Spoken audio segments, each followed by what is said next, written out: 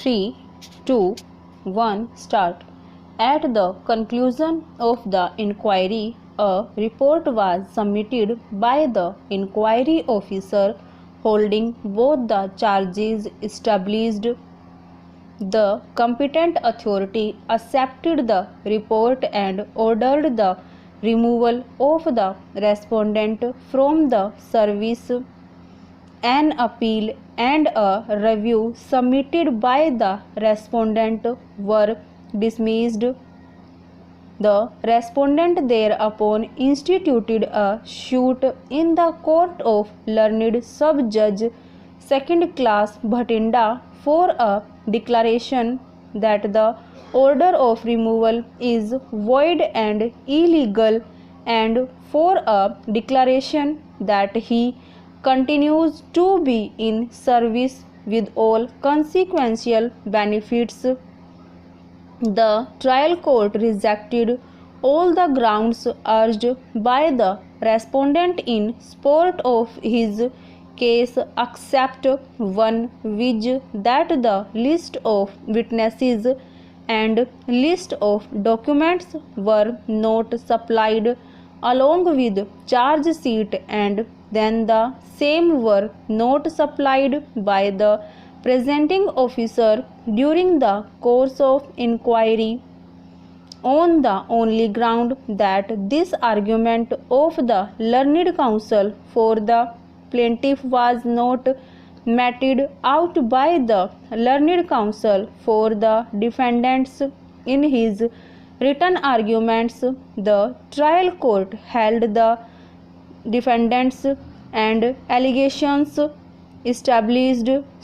It found that the said failure to supply is violative of regulation 68 within bracket X within bracket B within bracket I of the State Bank of Patiala Officers Service Regulations 1979, and on that basis decreed the suit. On appeal, the judgment and the decree of the trial court was affirmed. The appellate court found the following facts. During the course of inquiry, the presenting officer filed a provisional list of documents witnesses within bracket P2 on June 2, 1987. The list contained 9 documents including the statement of Kaur Singh Patwari and Balwant Singh, complainant. The said documents were marked as P3 to P11, though a copy of the list of documents statements was supplied to the respondent plaintiff. Copies of the documents P3 to P11 were not supplied to him. He was, however, advised examine and take notes of the said documents statements. The opportunity was given only half an hour before the commencement of the inquiry proceedings. The appellate court found that in the above circumstances there was a clear violation of Regulation 68 which has prejudicially affected the respondent's defense. The second appeal filed by the bank was dismissed by a learned single judge of the High Court, affirming the said finding. The learned judge in fact assigned one more ground in support of the respondent's case, which that inasmuch as Balwant Singh was not examined, it is a case of no evidence.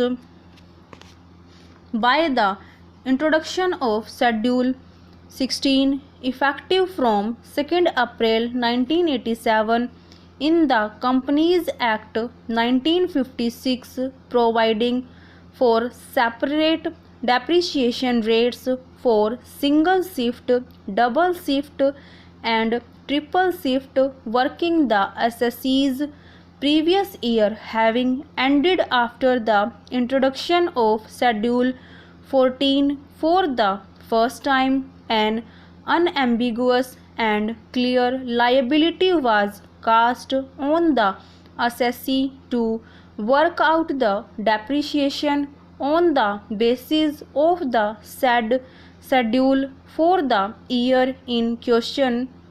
The companies which are desirous of paying dividend for any financial year out of its profit have necessarily to provide for arrears of depreciation as well as of the depreciation for the financial year Companies Act, and this is a mandatory requirement of the company.